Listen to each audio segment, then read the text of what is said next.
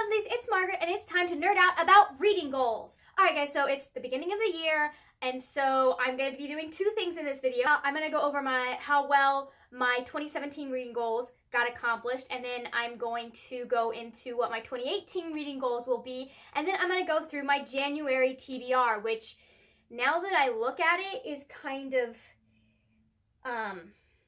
yeah, that's a lot of books. We're probably not going to get to all of them, but we're going to try. My 2017 reading goals were to read 72 books in a year. I did actually end up bumping that up in October or November because I was at like 70 books right around then, and I wanted to push myself to read more. I was going to read one writing book a month because I was feeling super ambitious, I guess.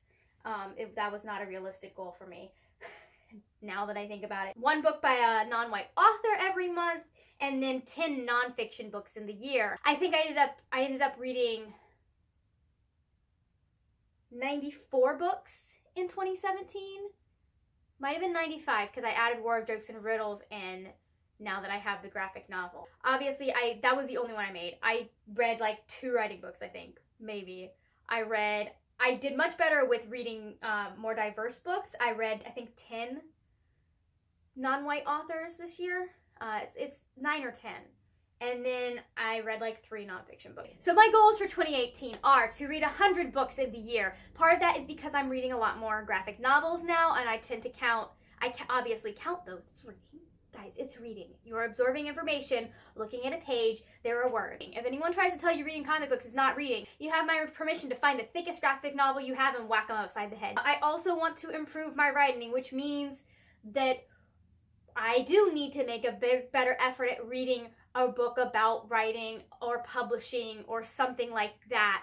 That's going to help me become a better author and better writer. So my goal is to, instead of trying to read like 12, I think I was trying to read 12 last year, I'm going to give myself a little bit of a break on that, and I'm going to try and read one writing book every 2 months.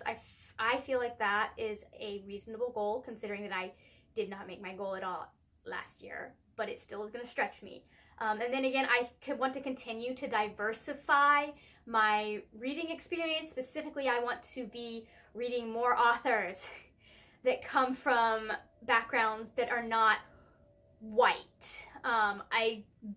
I think it was 3 years ago when I started making this a reading goal, because I looked up and I realized that every author, whether male or female, just about every author that I read was a white author. And it wasn't because there aren't books by non-white authors out there, it's because that was what I knew. And then I'm gonna try again for 10 nonfiction books this year. Hopefully staying on top of the writing book goal will help with that. Now let's get into the fun stuff, which is my probably going to be truncated TBR. Well, it's 2 it's 3 of them are in a comic book format, so actually this is not as ambitious as I was thinking. It's 10 books, but keep in mind 4 of them are some type of graphic novel. The main priority this week is going to be finally finishing Hidden Figures. I'm not having a hard time finishing it because it was a bad book. I'm not having a hard time finishing it because I'm not interested. I am very much interested in this. I actually went right out to the library after seeing the movie and was like, I want this book, and I got the book, and then it took me forever to read because it's a very dense read. If you have a hard time sticking with nonfiction but you still want to read this one, I would suggest finding it on audiobook. It's about Mary Jackson, Katherine Johnson, Dorothy Vaughan, and Christine Darden, who I haven't seen that much about, so I don't know what her role is, but it's the book that the movie Hidden Figures was based off of, obviously, because I bought the movie tie-in edition. But listen, these women are so snazzy. Look at what she's wearing. Like, they did such a good job with the costumes, so I don't even feel bad about owning a movie tie-in edition of this book because the costumes are gorgeous. The next books I'm about to mention are actually overflow from my December TBR. One of them I just didn't get to read because I had to return it to the library before I got to read it, and so I didn't get a chance to read it in December when I was doing my 24-hour comic book readathon, which I will have the video up for that eventually soon. That would be Injustice Year 4, Volume 1. I don't know why I didn't reserve Volume 2. I'm not sure how that happened, but I really want to get through the rest of the Injustice series, so I'm going to try and get year 4 finished this month. And also for my December TBR, I'm going to read Vampire Academy, another one that I've seen the movie, and I liked the movie, so I want to read the book. It's about Rose Hathaway. She is part vampire, part human. She's called a Dhampir, and they're the bodyguards of the pure vampires, which are the Moroi, because there are 2 different types of pure vampire, like real vampires, and they are the Moroi and the Strigoi.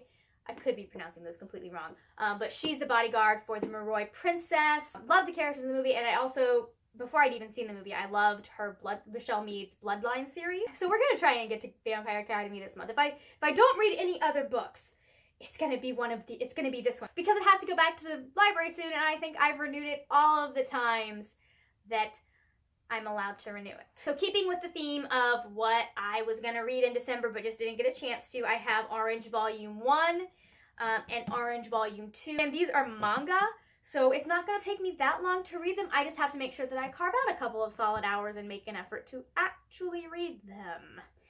Yeah. This next one is a little bit lower on my priority list because I actually own it. But I want to continue on with Ali Carter's Embassy Row series. I read All Fall Down right when it came out and I loved it, and then of course you had that year between books. And I forgot to mention that one of my reading goals is to read 1 book that I already own a month. That seems like a reasonable reading goal to make, considering how many books I own that I haven't read. I probably actually should be reading more books that I own. But that's okay, we'll make baby steps. This is about Grace Blakely. She is an ambassador's granddaughter, so she lives on Embassy Row in some country that I might have to reread the first book. Basically, she's trying to solve her mother's murder or something like that, and there was some, I might just need to reread the ending because there was something like weird about that.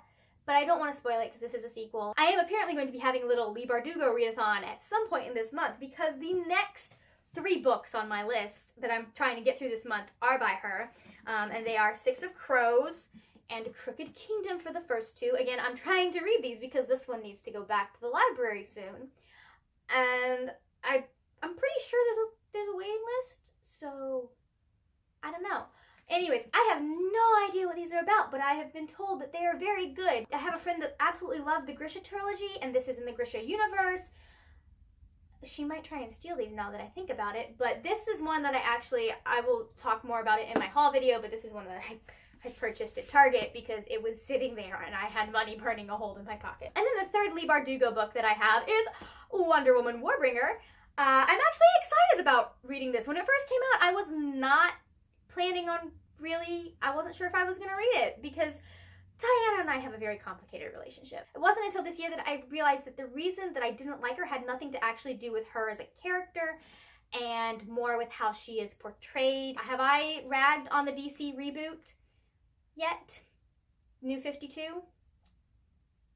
I feel like Diana, until recently, gets shafted where she's completely single or they're trying to set her up with Batman or Superman, and they're like, if she can't be with Batman or Superman, she's got to be single. And I'm like, she's her own leading character. Let her have her own love interest. And so that has frustrated me, and the fact that she tends to be the sole female representation in the Justice League, especially right now, because Justice League Rebirth, I think they've taken out everybody, all of the women but Diana, and that does frustrate me because there are so many fantastic female characters in DC. It wasn't until I realized that my frustration was not with the character but how she is written that I was able to kind of let go of all that bitterness and fall in love with the character. I did recently read Wonder Woman Rebirth and I absolutely adored it, especially the 2nd volume, which is basically year 1 for Diana.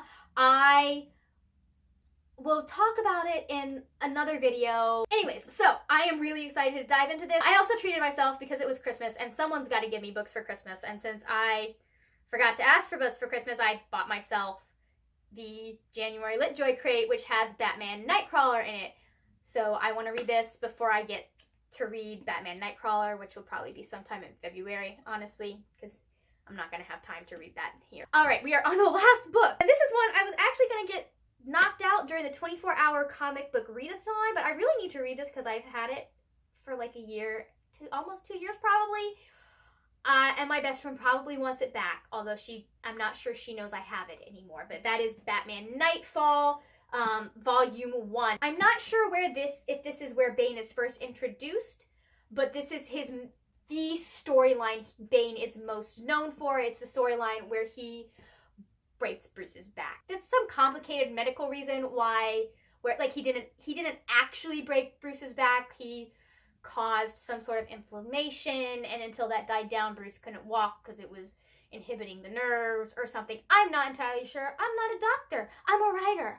I don't have to know those kinds of things unless I'm putting them in a book. So, guys, that is my reading list for January. I was gonna not be as ambitious as I apparently am being. Now, in my defense, one of those books is half finished and 4 of them are comic books. Even if one of them is a really, really thick comic book. Well, I guess 3 of them are really, really thick comic books. So, we'll see when I get to my reading roundup for January. Speaking of which, if you want to know how I did in December, I will put a link down below for my December reading roundup. That's my January TBR. A little ambitious and probably biting off a little more than I can chew, but we're gonna make an effort. Let me know down below if you've read any of these books, if you're planning to read any of the books that I mentioned, or talk to me about some of your reading goals. What are you going to try and accomplish in 2018? That's it for now, guys. I will see you later, and we will talk about more wordy, nerdy things. Bye!